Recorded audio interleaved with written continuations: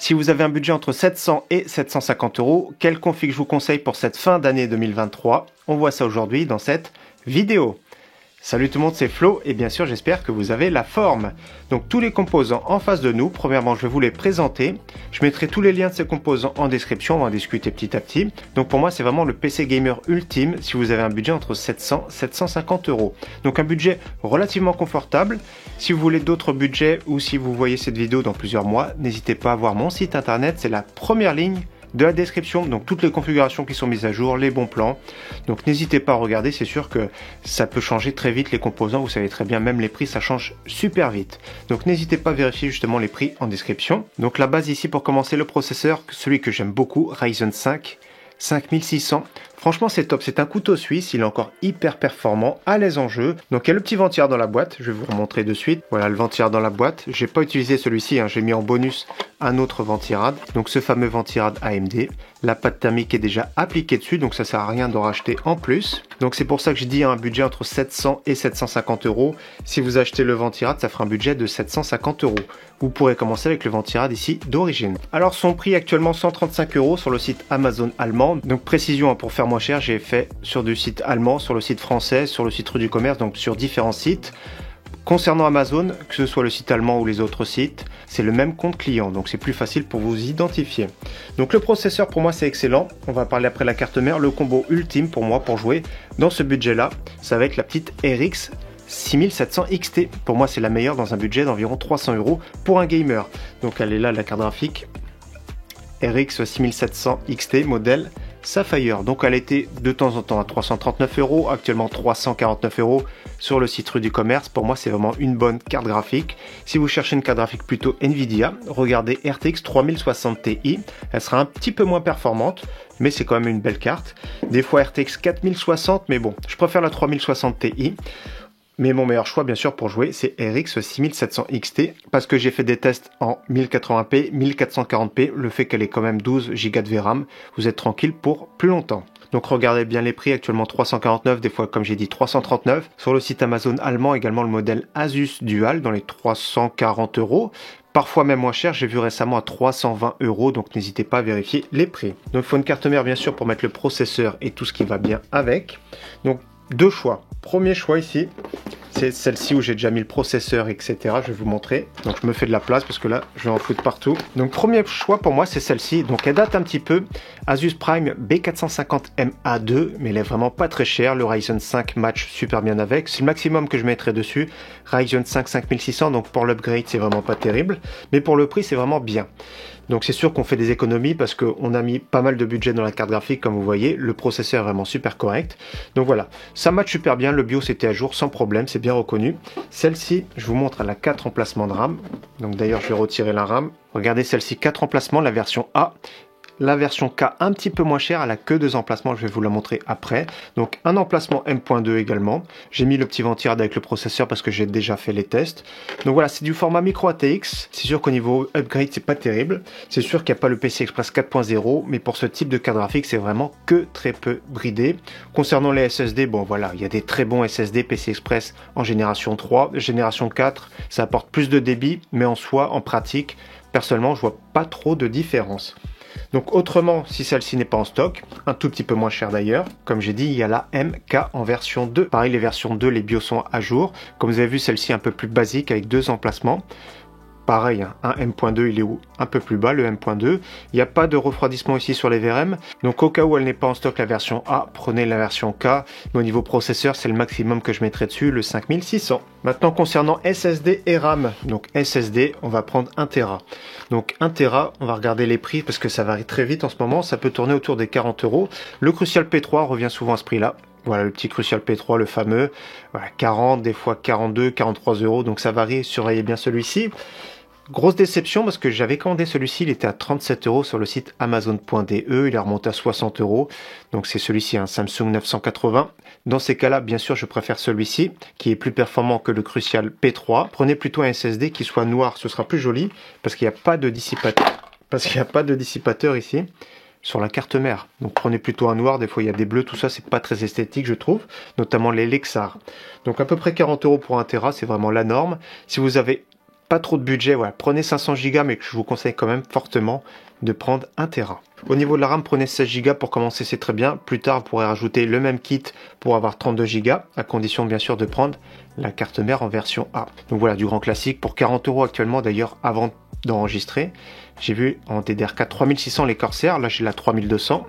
Donc celle-ci, voilà, on les retrouve partout. Le profil XMP s'active bien, il n'y a vraiment pas de souci de compatibilité. Voilà, les petites Corsair Vengeance, au niveau du look, ça passe bien. Après, parfois, il y a des promotions comme les Kingston Fury. Voilà, des fois, ça arrive également 37,90 €. C'est pour ça, n'hésitez pas à voir mon site, les vidéos bon plan.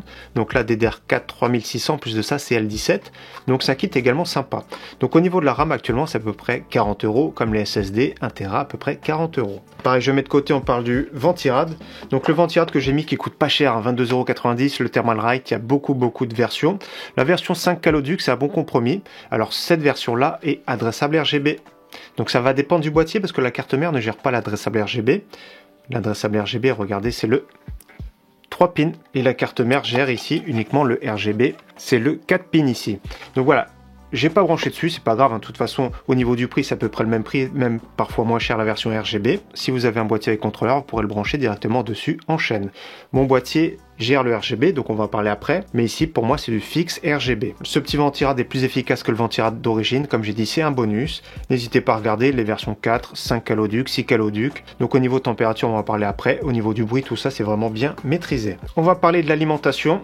Donc je suis parti sur une alimentation pas très chère, 550 watts, de chez MSI, bonne milieu de gamme.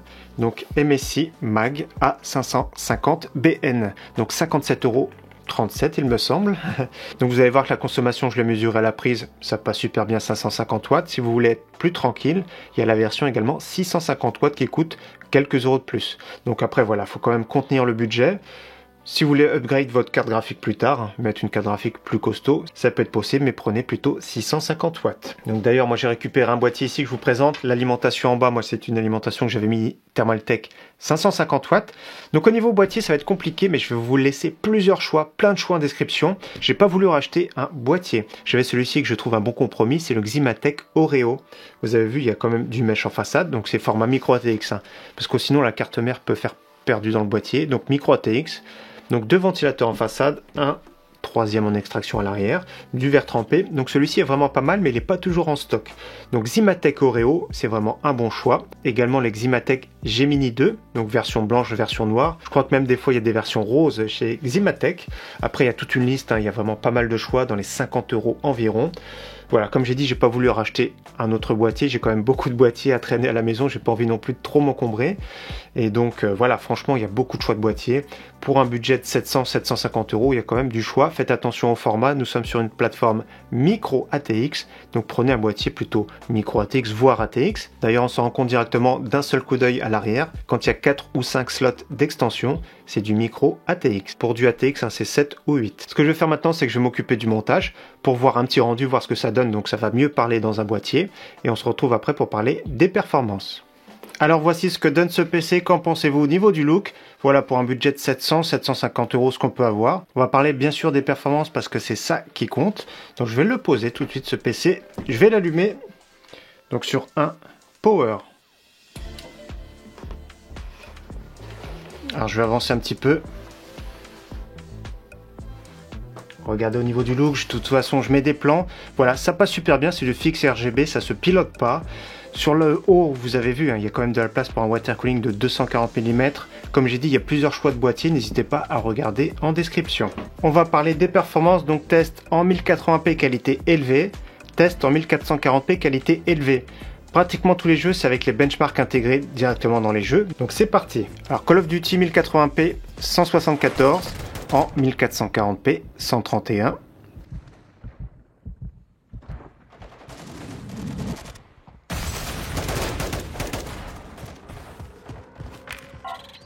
Rainbow Six Siege en 1080p 398, 1440p 297.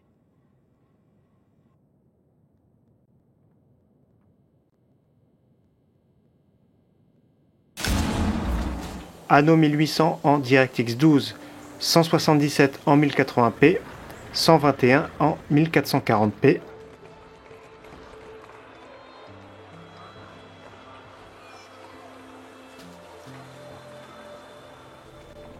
Assassin's Creed Valhalla, 116 en 1080p, 87 en 1440p.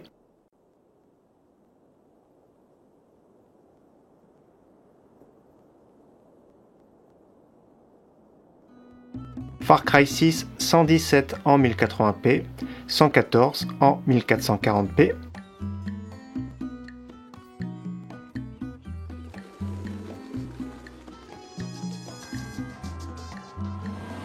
Forza Horizon, 153 en 1080p, 136 en 1440p.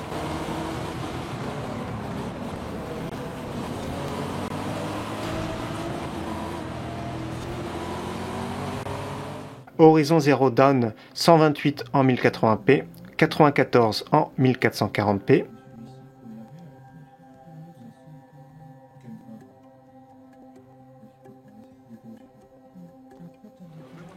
Tomb Raider 163 en 1080p, 132 en 1440p.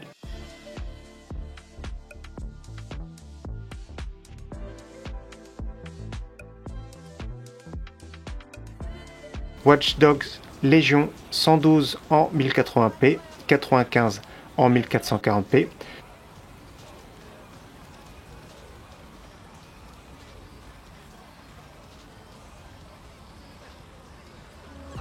Cyberpunk 2077 121 en 1080p, 90 en 1440p.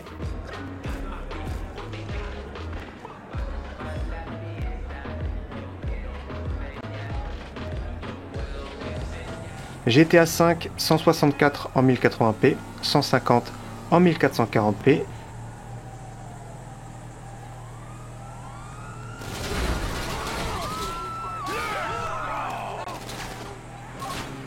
Microsoft Flight Simulator 98 en 1080p, 75 en 1440p.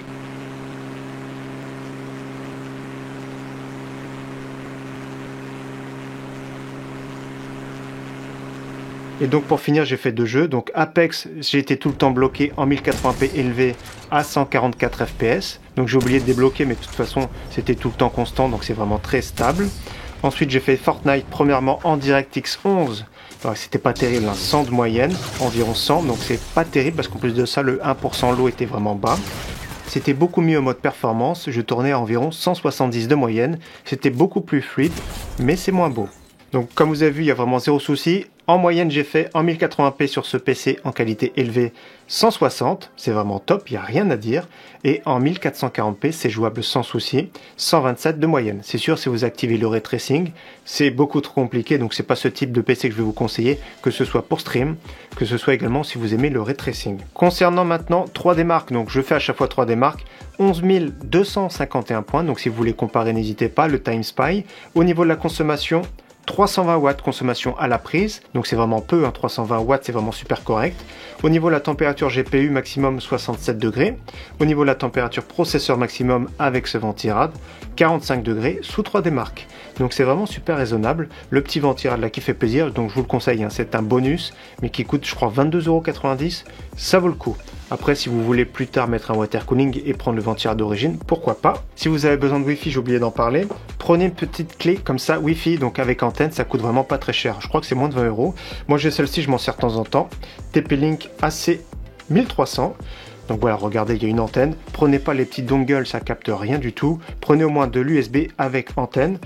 Si vous voulez une carte mère, bien sûr, avec Wi-Fi, c'est plus cher. Donc, comme vous avez vu, la carte mère coûte 60 €. Il faut rajouter 50 € pour avoir une carte mère en B550 avec Wi-Fi. Notamment celle-ci, par exemple, la MSI B550M Pro VDH Wi-Fi. Elle coûte plutôt 115 €. Vous avez vu une belle différence de prix. Alors qu'en format USB comme ça coûte beaucoup moins cher. De toute façon, ici, sur ce PC, il n'y a vraiment pas la place pour mettre une carte PCI Express. En bas, c'est vraiment condamné. C'est ça qui est dommage. Donc voilà pour la présentation et test de cette configuration-là. Pour moi, c'est vraiment la configuration top pour jouer dans ce type de budget pour cette fin 2023. Donc après, je sais pas jusqu'à quand il y aura des stocks, bien sûr, de RX 6700, de Ryzen 5 5600, mais ils se vendent encore très bien, donc je pense qu'AMD continue de les produire. En attendant, j'espère encore une fois que cette vidéo vous aura plu, et je vous dis à très bientôt sur ma chaîne. Ciao, bye!